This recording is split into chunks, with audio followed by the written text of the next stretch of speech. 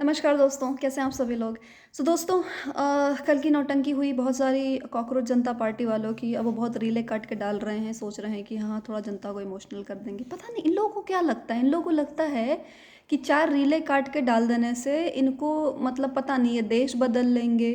पता है मेरा प्रॉब्लम कॉकरोच जनता पार्टी वाले इन चिलगोज़ों से ये है कि इन गधों को ये नहीं समझ आ रहा है कि जनता मतलब ऐसे वोट नहीं पड़ते। और भारत बहुत बड़ा देश है। भारत मतलब सिर्फ दिल्ली भारत नहीं है। जंतर मंतर पे जाकर प्रोटेस्ट कर लेने से भारत नहीं बदल जाता। ये आप 2.0 बनने की कोशिश कर रहे हैं, क्योंकि इसके जितने भी संस्थापक हैं, दीप के ले लो, दास ले लो, विजेता दहिया ले लो, ये सारे लोग जो हैं, एक तो लड़की नहीं है इनके पास। आज इनका जस्टिफिकेशन आया कि लड़की इसलिए नहीं है क्योंकि लड़कियों के साथ बहुत हरासमेंट हो रही है। वो बेचारे ऑनलाइन ट्रोलिंग इतनी ज़्यादा हो गई उनके साथ कि हम ना लड़की ले नहीं पाए, हम कोशिश कर रहे हैं। Dude, like seriously are you kidding मी।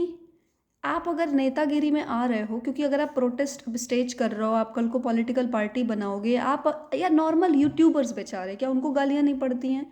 हर लोग जो थोड़ी सी भी पब्लिक आई में रहते हैं वो क्रिटिसिज्म उनको झेलना ही पड़ता है। उनको हुगलिज्म जो है, उनको जो लाइक क्रिटिसिज्म कह लो या ट्रोलिंग कह लो, that's a part and parcel of your life if you are in public life, अगर तुमने चूज़ किया है। अगर आपका मतलब इतना स्लिम स्किन है कि आप सोच रहे हो कि 4 लोगों ने ट्रोल कर दिया तो मैं आ नहीं पाऊंगी, तो ये सब बहानेबाजी बंद करो यार। फिर मतलब यार ये तो हमेशा होगा। अभी तो कम है, अभी तो आपकी कोई क्रेडिबिलिटी भी नहीं है। कल को अगर आप पार्टी बन जाओगे तो आपके साथ क्या नहीं क्या होगा। क्या क्या मोदी की माँ, जो कि पॉलिटिक्स में है भी नहीं, उनको गालियां तक दी गई हैं। वो जिंदा भी नहीं है। लास्ट ईयर बिहार में क्या हुआ, मोदी को माँ बहन की गालियां लिटरली पड़ी हैं। वो बंदा थिक स्किन है ना, वो आके नहीं तो हर बात पे रोना गाना शुरू करता है। मोदी को कौन कौन सी गाली, इस साल भी गाली, अभी अभी लास्ट मंथ, अभी 1 महीना में नहीं बीता है ना, ये क्या है वो अजय राय जो बनारस में है, जो हार गया मोदी से 2 बार, वो बंदे ने भी मोदी को भी गालियां दी हैं। राइट, तो गाली खाना भैया आपका अधिकार है अगर आप पब्लिक लाइफ में हैं तो। ऐसा कभी नहीं होने वाला कि आपको लोग मतलब सब लोग लाइक करेंगे, इम्पॉसिबल चीज़ है। तो ये बहाने कहाँ से दिए जा रहे हैं यार कि फीमेल इसलिए नहीं क्योंकि उनको बेचारों को ट्रोलिंग हो गई। फिर उसके बाद वो इतने गधे कुछ बैठे हुए तो कमेंट लिख रहे हैं, हाँ हाँ ये संघी लोग ना सबसे पहले फीमेल को ही टारगेट करते हैं। डूड सीरियसली, सीरियसली, लाइक इससे अच्छा कोई डिफेंस नहीं मिला तुम लोगों को। एनीवे, जैसा कि आप लोग जानते हैं क्या हुआ भैया, कल ये दीप के जी आए। दीप के जी ने पहले तो वैसे ही उनके पास कोई प्लान बी प्लान सी उन्होंने बोला है नहीं, उनको पूरा भरोसा था कि वो अरेस्ट हो जाएंगे। तो वो पहले ही बोल के रखे थे कि नहीं नहीं हम तो यूएस से लैंड करेंगे, और यूएस से लैंड करते पुलिस स्टेशन जाएंगे और उसके बाद परमिशन लेंगे और प्रोटेस्ट हो जाएगा। आई थिंक दिल्ली पुलिस ने कर दिया गेम इन लोग के साथ। पुलिस वालों ने बोला अरे बिल्कुल ज़रूरत भी नहीं, तुम पुलिस स्टेशन आओ, ये लो परमिशन। तो दिल्ली पुलिस ने पहले ही परमिशन दे दी इनको, सीधे सीधे सीधे एयरपोर्ट से परमिशन दी है। ये गए हैं दिल्ली के एकदम भरभराती गर्मी में एकदम 50 डिग्री वाली फीलिंग लेते हुए ये पहुँचे हैं प्रोटेस्ट में। 3 बजते बजते तो इनकी जो हालत ख़राब हुई है ना हीट में, कि मतलब ये बेचारे मतलब मरे नहीं है वहाँ पे, वही बड़ी बात है। फिर एसी ऑन करो, एसी ऑन करो, गाड़ी में मतलब घुस रहे हैं 5 लोग ऐसे उठा के लेके जा रहे हैं, वो गोदी में उठा के लेके जाते। वो तो मीडिया थी तो बेचारा चल पा रहा था थोड़ा बहुत। दीपिका का ये हाल था। वो सौरव दास बेचारा, वो कहीं घुंघराले काले बाल लेकर के वो बेचारा कहीं बैठा था, उसको लोग ऐसे पंखा कर रहे थे। लाइक गरीब आदमी के साथ ये लोग इतना बात करते हैं। गरीब आदमी के, एक गरीब आदमी को लगा रखा था जो उसको पंखा कर रहा था, जूसला करके दे रहा था। साला अभी तुम लोग पार्टी बने भी नहीं हो, लीडर बने भी नहीं हो, अभी से तानाशाही शुरू हो गई है और ये देश में तानाशाही खत्म करना चाहते हैं। मतलब इंडिया को नेपाल जैसा बनाना है। अभी लास्ट टाइम मैं बैंगलोर गई थी तो मुझे ये भी यही सुनने को मिला कि अब भारत को नेपाल जैसा बनाना है। अरे यार तुम साले आगे भी तो बात करो ना।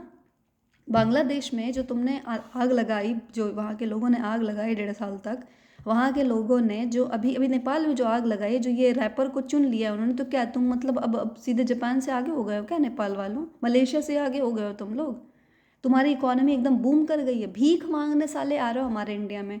बांग्लादेश वाले चावल हमसे मांग रहे हैं नेपाल वाले कह रहे हैं पेस्टिसाइड हमको दे दो तुम। भीख तुमको साले हमसे मांगना है। इंडिया ने श्रीलंका को पैसा दिया ना, वो बैठ के जंजी क्रांति करके क्रांति, तुमको साले पैसे तो इंडिया से ही मांगना पड़ा ना। तो ये जो यहाँ के जो ये लोग बोल रहे हैं कि नेपाल जैसा बनाना है, नेपाल जैसा बनाना, नेपाल जैसा बनाना नया वर्ड नहीं है। पिछले साल से चल, जब से ये इनको एकदम उबाल आई है, जब से पिछले साल से जब ये नेपाल वाला देखा है इन लोगों ने, तब से नेताओं को, अपोजिशन के लोगों को ही उबाल चढ़ी। बीजेपी की किस्मत कह लो कि भैया, और अपोजिशन का नकारापन कह लो कि बीजेपी दर इलेक्शन जीतती जा रही है। अब इनको लगा कि इलेक्टोरल से हरा नहीं सकते, तो अच्छा ठीक है, क्या करते हैं कि हम ना आग लगाते हैं, अब आग लगाने से जीतेंगे। यार दिल्ली में आग लगाने से पूरा स्टेट मतलब पूरा सेंटर नहीं बदल जाएगा। 2011 की बात अलग थी। 2011 में भी बहुत अलग सिचुएशन थी। करप्शन करोड़ों लाख करोड़ों का जो कांग्रेस ने कर रखा था, सत्ता से परेशान थे लोग। तो उसमें भी किसका भला हुआ? उसमें भी मोदी जी घुस गए, बन गए ना सीएम। और बीजेपी पार्टी 2012 में नहीं बनी थी। बीजेपी लगी हुई थी। तो जो लोगों ने विश्वास भी, अगर आप देखोगे तो जब किसको दिखाया 2011 का जो पूरा अन्ना आंदोलन और सब जो कैंपेन हुआ इंडिया अगेंस्ट करप्शन में, आप अगर उसके भी पूरा अगर फॉलो करोगे तो दिल्ली जैसे म्यूनसिपालिटी टाइप है। दिल्ली में तुमको केजरीवाल ने अन्ना हजारे को धोखा देके वो खुद सीएम भले बन गया, वो भी जिस कांग्रेस के अगेंस्ट लड़ रहा था उसी कांग्रेस के साथ गठबंधन करके पहली सरकार उसने बनाई थी। ये तो है, मोरालिटी नाम की कोई चीज़ नहीं होती है। उसके बाद भी जो लार्जर जो सत्ता थी वो किसके हाथ में जनता ने दी? भारत की जनता इतनी चूतिया नहीं है जितना चूतिया लोग समझते हैं। भारत में भी जब 2012 में 13 में जब सत्ता परिवर्तन 14 की बात हुई तो लोगों ने किसको साथ दिया? भारतीय जनता पार्टी को साथ दिया, जो कि लड़ रही थी, ग्राउंड पे थी। 70s के टाइम से बेचारे मुहिम चला रहे थे। 80 में उनकी थोड़ी सरकार बनी, अटल बिहारी वाजपेयी की सरकार थी। उसके बाद जाकर के उन्होंने बीजेपी को ही चांस दिया। उन्होंने ऐसे नहीं बोला कि नहीं नहीं वो आज आम आदमी पार्टी है, चलो उसी को पीएम बना दे। ऐसे नहीं होता है भाई साहब। दिल्ली दिल्ली के बाहर भी दुनिया है। जैसा लालू जी ने कहा था कि there is a India living in a Delhi and there is a Bharat living outside Delhi. तो वही वाली बात है, पूरा भारत दिल्ली के बाहर रहता है। तो वहाँ से चुने जाते हैं, वहाँ इलेक्शन वोट पड़ते हैं। मोदी ने गांव तक पूरा एकदम अंदर घुसा है वो। उनके जो स्कीम है लोगों को पढ़ना चाहिए। उनकी जो स्कीमें हैं, नल जल योजना हो गई, जो उनकी टॉयलेट बनाने की स्कीम हो गई, उनको जो आयुष्मान कार्ड, जो आयुष्मान कार्ड देते हैं वो, ये सब बहुत कोर इश्यूज रहे हैं फीमेल्स के। जो लोगों फ्रीबीज, मुझे नहीं पसंद है मोदी का फ्रीबीज देना, लाडली बहना योजना एंड ये जो पता नहीं किस कौन कौन सी स्कीम के नाम पे लोग चलाए रखते हैं। It is I personally feel that as a freebies, but still अगर आप देखोगे उसके चक्कर में गांव गांव तक लोग पहुंचे हैं। ये स्कीम चली है तब आपको, आप सोच रहे हो दिल्ली के जंतर मंतर, यूएस से लैंड करोगे, दिल्ली के जंतर मंतर में जाके एक प्रोटेस्ट आपको लगता है जो आप टिक भी नहीं पाए। 3 PM के बाद ये टिक तक नहीं पाए दिल्ली के प्रोटेस्ट में। और ये बात कर रहे हैं, कितने लोग आए थे यार? 200 लोग। तुम लोग बोल रहे हो 22 मिलियन फॉलोवर है इंस्टाग्राम में, आए कितने थे? 200। उससे ज़्यादा तो साला मीडिया वाले लोग आए थे, उसमें रील काट के चला रहे हैं। इनको लज्जा नहीं आ रही है? रील काट के उसके बाद भी ये चला रहे हैं। गॉश, इतने गलीबल लोग हैं। और इनको लगता है ऑनलाइन चैट जो इनका बॉट कर देता है कमेंट, उससे चीज़ें आगे बढ़ जाएंगे। ऐसा नहीं होता है भाई। किसी को ये सोचना चाहिए आज के ज़माने में। चलो ठीक है, आम आदमी पार्टी बहुत पुरानी हो गई, जो कि उन्हीं के चट्टे बट्टे हैं ये, दीपके और विजेता दहिया और ये सौरभ दासन और जो भी लोग हैं, ये नहीं के लोगों के पीछे है ना। नहीं, फोटो क्यों दीपके की डली हुई है फोटो मनुष्य से किस करते हुए, ये ट्विटर पे घूम रहा है, वो सर्कल मार रहा है। एक रेजिग्नेशन लेटर नहीं है इन लोगों का। अब मान लो रेजिग्नेशन लेटर दे भी नहीं ये लोग कि आम आदमी पार्टी से हमने रिज़ाइन कर दिया है, तब भी डूड तुम्हारी आइडियोलॉजी तो वही है ना।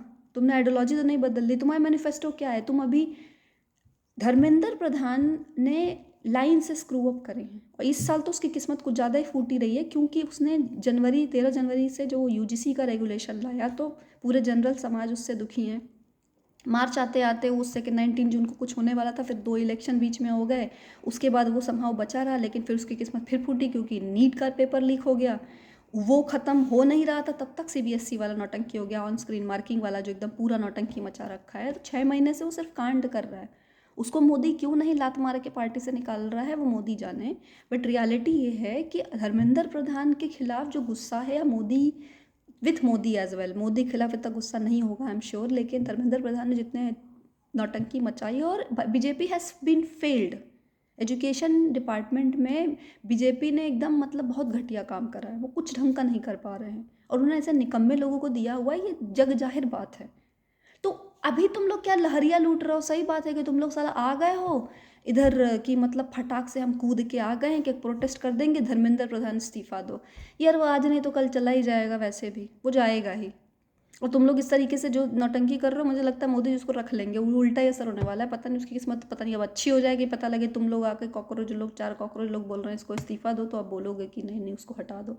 वो मोस्ट प्रोबेबली हटने ही वाला है। तुम लोग का तो अच्छा है, हट जाएगा। तुम लोग कहोगे देखो हमारे प्रोटेस्ट के चक्कर में धर्मेंद्र प्रताप हट गया, तो ये है अच्छा कि मतलब आ गए हैं, मौका परस्त लोग हैं, but you will be able to change nothing. ये अजीत भारती बेचारा, वो बंदा 6 महीने से लिख बोल रहा है इस पर्टिकुलर, ये सारे पर्टिकुलर टॉपिक पे डेली ही बना रहा है वो बंदा। आज तक यूजीसी के बारे में बोल रहा है, 6 महीने हो गए। अभिषेक तिवारी बंदा वो लगा पड़ा है, जयपुर डायलॉग्स वाले ने तो सुप्रीम कोर्ट में केस तक कर रखा है यूजीसी वाले मामले के अगेंस्ट में। They are making talking about it every single day from past 6 month. तुम लोग साले अब आए हो, वो भी कहाँ से, वो एक रोस्ट निकल गया कि कुछ तो सुप्रीम कोर्ट के, वैसे भी सुप्रीम कोर्ट के जज तो खैर यही हरकतें करते हैं, अंडे फेंक के खाने वाला काम वही लोग करते हैं।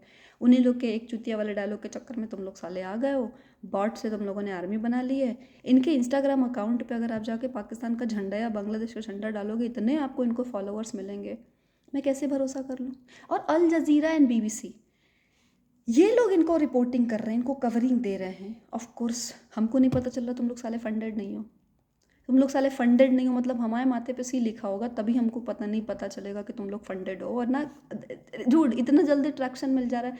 प्रशांत किशोर 3 साल बिहार में चला है वो आदमी, जन स्वराज मूवमेंट में 3 साल वो बंदा चला है, एक सीट नहीं है बिहार में। सिमिलरली अन्ना मलाई का सेम था कि अन्ना मलाई 3 साल पूरा बंदा उसने पदयात्रा करी है, कुछ नहीं उखाड़ पाए ये लोग। और तुम लोग को लग रहा है आएंगे 200 लोग को लेकर प्रोटेस्ट दिल्ली जंतर मंतर पर करेंगे और सत्ता पलट जाएगी, ऐसे नहीं होता बॉस। एक म्यूनसिपालिटी का चुनाव नहीं जीत सकते तुम लोग, क्योंकि तुम लोग को आइडिया ही नहीं है। तुमको लग रहा है घुंघराले एक्सेंटेड हिंदी में बात करके तुम लोग को लग रहा है कि तुम लोग साले जीत जाओगे, सत्ता परिवर्तन कर दोगे। ये सब हसीन सपने अल जजीरा के और बीबीसी के और अमेरिका के रहने दो, कुछ ना होने वाला बॉस। और लोगों को, ये जो ध्रुव राठी के जो वॉचर है ना, जो जो लोग ध्रुव राठी को डेडिकेटेडली फॉलो करते हैं, मैं उनसे ये कहना चाहूँगी, डूड थोड़ा सा ना अपना दायरा बढ़ाओ। ध्रुव राठी सिर्फ और सिर्फ सेलेक्टिव बातें करता है, वो चेरी पिकिंग करता है, वो इन्फॉर्मेशन होल्ड करता है, वो पूरी बातें कभी नहीं बताता। उसका ना एक फ़्लो चार्ट है, आप देखना, ये लोग फ़्लो चार्ट से काम करते हैं। सेम अगर मान लो एक मर्डर केस हुआ है, वो पहले देखते हैं कौन से स्टेट में हुआ है, वो बीजेपी है कि नॉन बीजेपी स्टेट है।